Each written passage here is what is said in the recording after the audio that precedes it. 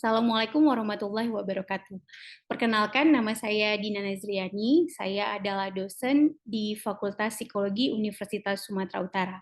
Saat ini saya sedang mengikuti seleksi atau kegiatan sertifikasi dosen, dan salah satu yang harus saya sampaikan adalah berkaitan dengan video penyampaian rencana pembelajaran semester dan juga sedikit contoh mengenai video pembelajaran.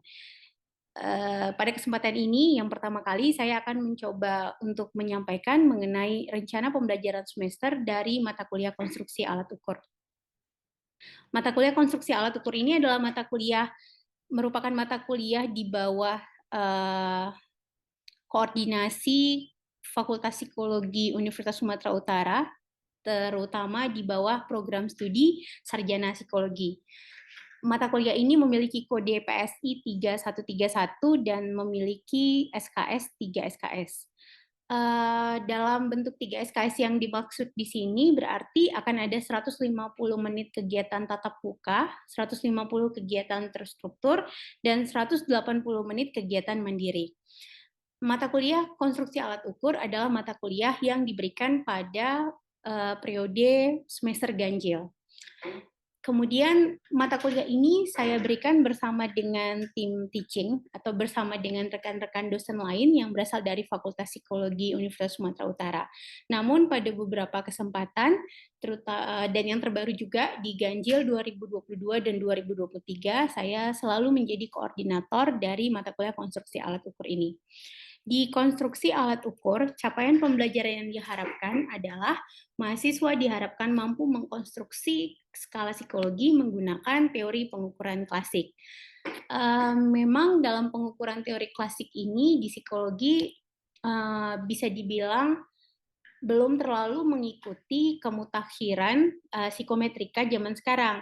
Namun di dalam kegiatan-kegiatan terstruktur dan dalam kegiatan mandiri, para dosen dan juga saya selalu menyampaikan tentang pemutakhiran terbaru, terutama dalam pendekatan-pendekatan item respon teori. Jadi meskipun capaian pembelajarannya yang kami sesuaikan dengan AP2TPI juga masih berdasarkan pendekatan teori pengukuran klasik, mahasiswa juga sudah mendapatkan wawasan dan mampu mengerjakan pengerjaan atau pembuatan alat ukur menggunakan pendekatan item respon teori. Metode pembelajaran yang kami gunakan di dalam dan saya gunakan di dalam kegiatan mata kuliah konstruksi alat ukur, yang paling utama sebenarnya kami punya project based learning, yang dimana dalam project based learning ini setiap mahasiswa berkelompok akan membuat satu alat ukur psikologi.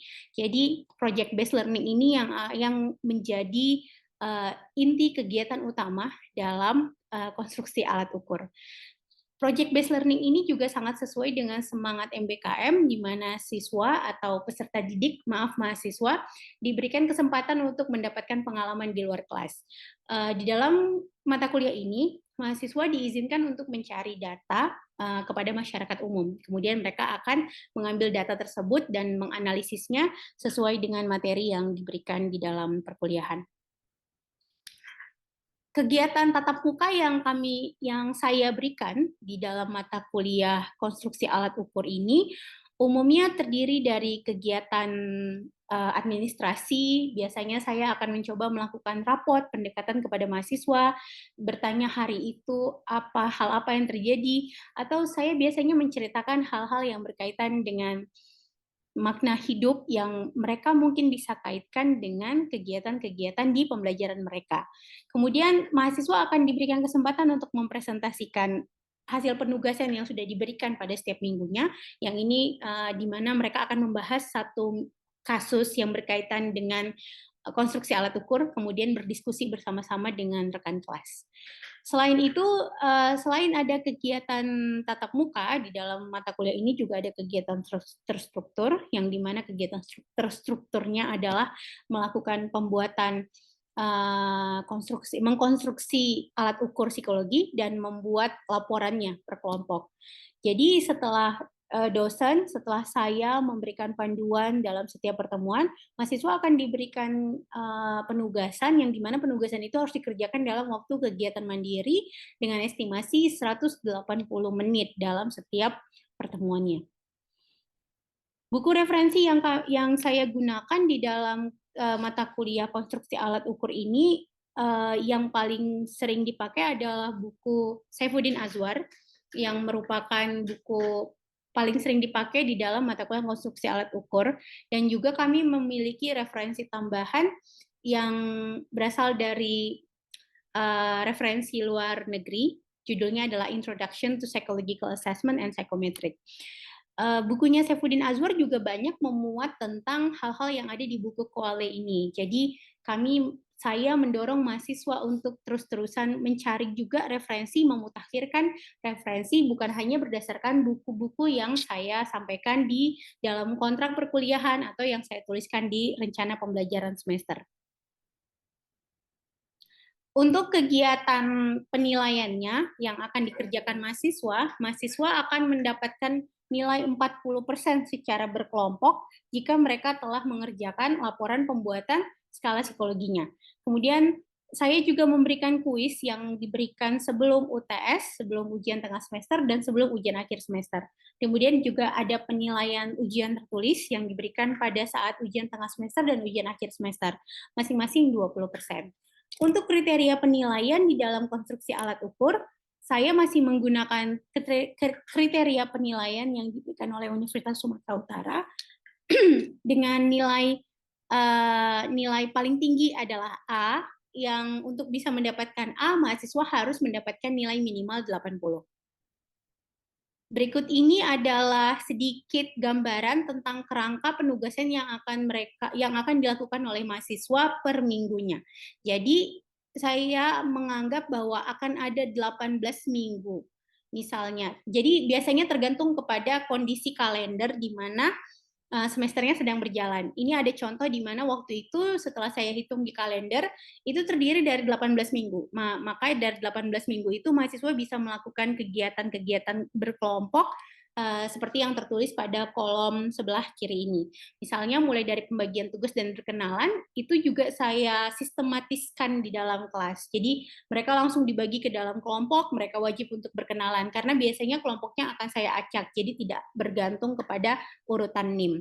Kemudian mereka juga akan mempresentasikan laporan. Mempresentasikan laporan di sini juga mereka akan mempresentasikannya memang cuma hanya di depan kelas. Tapi paling tidak dalam kegiatan ini mereka memiliki kepercayaan diri dan memiliki pengalaman untuk bisa menceritakan apa yang telah mereka sampaikan dan menyampaikan opininya secara ilmiah. Kemudian ini adalah gambaran-gambaran tugas. Jadi setiap tugas yang saya berikan dalam setiap minggunya, saya akan menyampaikan gambaran tugasnya lagi secara konkret. Beberapa saya tampilkan di dalam slide ini. Jadi paling tidak mereka mendapatkan gambaran konkret tentang apa yang harus mereka lakukan di dalam kegiatan-kegiatan penugasan mereka setiap minggunya. Biasanya di dalam kegiatan konstruksi alat ukur ini, jika karena ada 3 SKS dan materi yang disampaikan telah selesai, saya akan memberikan sedikit waktu kepada mahasiswa untuk saya memberikan review terhadap tugas yang telah mereka lakukan di dalam minggu sebelumnya. Jadi mahasiswa akan mendapatkan review langsung dari saya. Nah, karena mata kuliahnya sangat padat dan dia juga sangat banyak hal yang dilakukan, saya juga pernah melibatkan mahasiswa yang sudah menyelesaikan mata kuliah ini dan saya undang mereka ke dalam kelas saya dan saya sebut mereka sebagai mentor. Mentor ini kemudian mendapatkan tugas untuk aktif berdiskusi dengan masing-masing kelompok sehingga mahasiswa juga bisa mendapatkan insight-insight selain dari saya dosennya. Karena memang dosen itu bukanlah sebagai sumber ilmu lagi. Tapi yang paling penting adalah bagaimana dosen bisa memantik rasa semangat untuk belajar di dalam kegiatan kelasnya. Berikut ini adalah gambaran dari topik-topik yang saya sampaikan di dalam mata kuliah konstruksi alat ukur. Sesuai dengan jumlah pertemuan yang ada di peraturan yang ada di universitas dan juga ada di Dikti, saya punya 16 kali pertemuan, yang 16 kali pertemuan ini sudah termasuk ujian tengah semester dan ujian akhir semester. Jadi ada sekitar 14 kali pertemuan di dalam kelas yang bukan merupakan ujian. Namun di dalam kegiatan-kegiatan ini kadangkala ada hal-hal yang terjadi, misalnya seperti tanggal merah atau waktu libur. Jika hal tersebut terjadi, maka kelas akan dicari kelas gantinya. Atau juga bisa menggunakan alternatif-alternatif lain seperti pelaksanaan asinkronus menggunakan learning Management System (LMS) Google Classroom ataupun e-learning milik USU.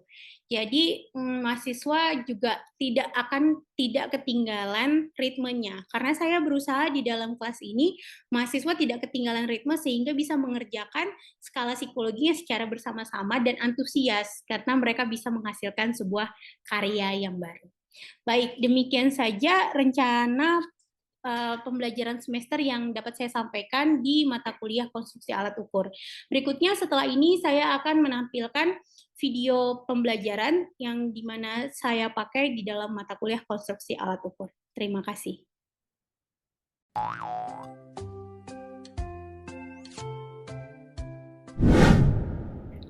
Baik, hari ini kita akan berdiskusi mengenai skala psikologi sebagai alat ukur.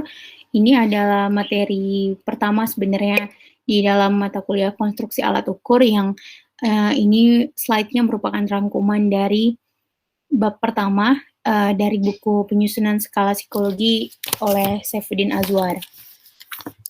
Oke, nah untuk pembuatan skala psikologi, sebelum bercerita tentang pembuatan skala psikologi sebagai alat ukur, kita perlu juga mengetahui bahwa di dalam psikologi ini kan kita akan membuat sebuah penelitian ilmiah yang gunanya adalah untuk mendapatkan kesimpulan mengenai perilaku manusia. Nah, penelitian ilmiah ini membutuhkan prosedur dan pengumpulan data yang akurat dan terpercaya melalui cara yang seperti apa? Melalui cara pengukuran. Di dalam penelitian ilmiah ada pengukuran. Pengukuran itu adalah proses kuantifikasi suatu atribut. Jadi misalnya kalian atau kelompok sudah memilih bahwa kalian akan mengukur atribut cinta misalnya. Nah, atribut cinta ini nanti kemudian akan kita kuantifikasikan. Kenapa harus dikuantifikasikan? Karena untuk kuantitatif, data yang kuantitatif ini dianggap sebagai proses yang lebih objektif sehingga validitas dan reliabilitasnya lebih tinggi di dalam untuk dapat membuat kesimpulan mengenai perilaku manusia. Nah, di dalam pengukuran psikologi, di dalam penelitian ilmiah, karena dia melibatkan pengukuran yang yaitu adalah proses kuantifikasi, maka kita punya sebuah istilah sendiri ya, pengukuran dalam psikologi, yang berarti pengukuran dalam psikologi ini adalah proses kuantifikasi atribut psikologi yang untuk mendapatkan data yang akurat dan terpercaya, kita membutuhkan pengembangan alat-alat ukur psikologi yang lebih berkualitas.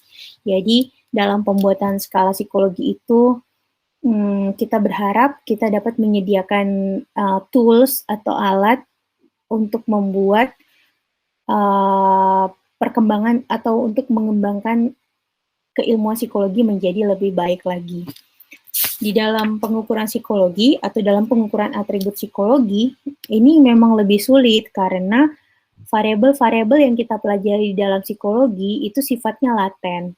Laten itu artinya konstruk yang tidak dapat diamati secara langsung. Berbeda dengan pengukuran fisik ya. Kalau pengukuran fisik kita bisa langsung lihat, misalnya seperti berat badan, tinggi badan, dan seterusnya, warna rambut, bentuk hidung, dan lain-lain. Kemudian indikator keperilakuannya sangat terbatas. Kalau kita mau mengukur cinta, kita memang betul-betul harus men-trace apa ya perilaku-perilaku yang disebut dengan cinta, dan seterusnya. Kemudian tidak stabil. Kondisi psikologis sangat mudah berubah. Orang kalau misalnya dia bilang semalam cinta, besok bisa berubah ya kan. Dan kenapa hal itu bisa terjadi? Karena perilaku subjek itu dapat dipengaruhi oleh banyak hal. Dan sifatnya ketika subjek menjawab pernyataan-pernyataan atau ketika kita mencoba untuk mengukur atribut psikologi, itu subjek biasanya akan menjawab lebih normatif karena social desirability ya. Orang akan cenderung menyampaikan hal yang lebih baik atau hal yang baik yang ditanya kepada dia gitu. Jadi kalau misalnya apakah Anda akan membuang sampah sembarangan? Ya nggak mungkin, rasanya sedikitlah orang yang akan menjawab, ya saya akan buang sampah sembarangan, karena rata-rata orang tahu bahwa membuang sampah sembarangan itu adalah hal yang tidak diterima oleh publik. Sehingga akibat ini, pengukuran atribut psikologis itu sumber errornya menjadi lebih banyak. Di dalam pengukuran psikologi, objek pengukuran yang dapat kita ukur itu adalah atribut psikologi. Nah, atribut psikologi itu kan dia bergeraknya secara statistika merupakan skala ordinal. Meskipun kalau dijumlahkan antara skor 1 sampai dengan skor lainnya akhirnya menjadi interval dia ya kan. Karena itu di dalam skala ordinal ini memang agak sulit karena satuan ukurnya tidak jelas, tidak ada titik nol mutlak ya, tidak ada absolute zero-nya.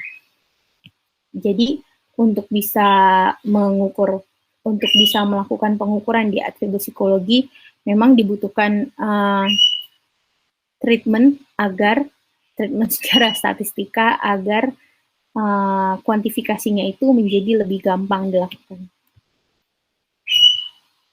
Atribut psikologi itu dapat dikategorikan secara garis besar menjadi dua. Yang pertama ada atribut kemampuan atau kognitif yang terdiri dari kemampuan yang bersifat potensial. Kalau kemampuan yang bersifat potensial ini ada dua, kemampuan potensial umum dan kemampuan potensial khusus. Kalau yang potensial umum sering kita kenal dengan nama intelijensi, sedangkan yang potensial khusus namanya bakat. Kemampuan yang bersifat aktual itu biasanya prestasi, ya. Jadi yang memang dia dapatnya achievement. Ada juga atribut yang non kemampuan atau bukan kemampuan. Kalau atribut kemampuan yang kognitif itu memang lebih stabil sebenarnya, karena jikapun terjadi perubahan biasanya masih dalam tentangan standar error. Lebih stabil dan di kondisi ini ya, di dalam atribut kemampuan ini ada yang dikenal dengan namanya potensi. Potensi itu adalah batas performa optimal yang mungkin dicapai oleh individu. Ada yang namanya atribut aktual. Jadi kalau potensi itu kan dia belum kelihatan sebenarnya sampai di mana batasnya itu. Jadi masih secara teoritis gitu kan potensi. Ada juga yang disebut dengan aktual. Kalau aktual ini udah kelihatan dalam wujud performansi, dalam bentuk wujud performansi yang mampu diperlihatkan oleh individu. Kalau yang atribut kemampuannya dia masih potensial, itu tuh ada dua, secara garis besar, terdiri dari intelijensi dan terdiri dari bakat. Kalau intelijensi itu kan kapasitas intelektual untuk memecahkan permasalahan secara umum, sedangkan bakat kapasitas intelektual dalam bidang-bidang tertentu. Ada orang yang mungkin secara logika, nalar, dia memang tinggi gitu. Tapi memang dia nggak punya bakat di dalam musik misalnya. Ada orang yang secara nalar atau logika matematisnya tuh dapet, tapi dia tidak jago di musik dan sebaliknya, semacam itu. Jadi bukan harus berkorelasi positif ya, bisa aja korelasinya negatif. Kalau negatif kan berarti satu naik satu turun gitu. Kalau atribut aktual seperti yang tadi sudah saya sebutkan, bahwa dia adalah wujudnya sudah dalam bentuk performansi. Selain kita bisa mengukur atribut kemampuan, kita juga bisa mengukur atribut non-kemampuan. Atribut non-kemampuan ini biasanya juga sering disebut dengan atribut kepribadian. Yang diukur di sini juga sering disebut dengan atribut afektif, dan yang bisa kita ukur di dalam kemampuan itu performansi tipikal. Penjelasannya nanti teman-teman bisa lihat di halaman 5 ya. Di situ ada contoh-contoh atau penjelasan tentang atribut-atribut atau pembagian-pembagian atribut psikologi di dalam bukunya Pak Azwar.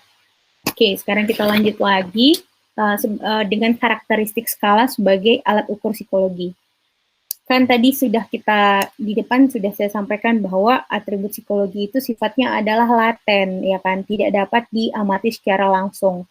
Berarti, waktu kita membuat skala atau alat ukur yang akan mengukur atribut psikologi, jadi ngikut dong karakteristiknya. Berarti karakteristik skala psikologi itu yang pertama dia tentunya tidak dapat langsung mengungkap atribut. Yang dia ungkap di situ adalah indikator perilakunya. Kayak yang tadi cinta. Apakah kamu cinta? Nah, itu bukan contoh pertanyaan yang baik. Jadi, yang harus kita cari itu adalah perilaku dari cinta itu apa. Misalnya, perilaku cinta adalah memberikan uang sebanyak 5 juta setiap hari misalnya, itu kan perilaku. Jadi, dan lagi karena skala psikologi ini tidak dapat langsung mengungkap atribut, si subjek yang akan menjawab pertanyaan kita, yang menjadi subjek penelitian kita, umumnya akan menjawab berdasarkan reaksi tipikal dia terhadap pernyataan tersebut. Jadi nanti waktu kita membuat skala psikologi kan kita mau membuat pertanyaan atau pernyataan. Jadi si subjek itu akan menjawab kira-kira kalau dia dalam kondisi kayak gitu, dia akan melakukan hal apa. Makanya itu yang disebut dengan reaksi tipikal. Kemudian karena dia tidak dapat langsung mengungkap atribut, jadi kita harus terus-terusan konfirmasi gitu kan. Karena itu dia membutuhkan banyak item.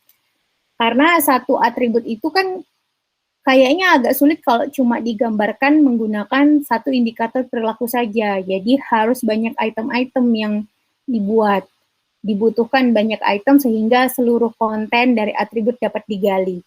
Contohnya kalau dia selebgram gitu, dia kepengen bikin konten edukasi tentang pentingnya vaksin gitu.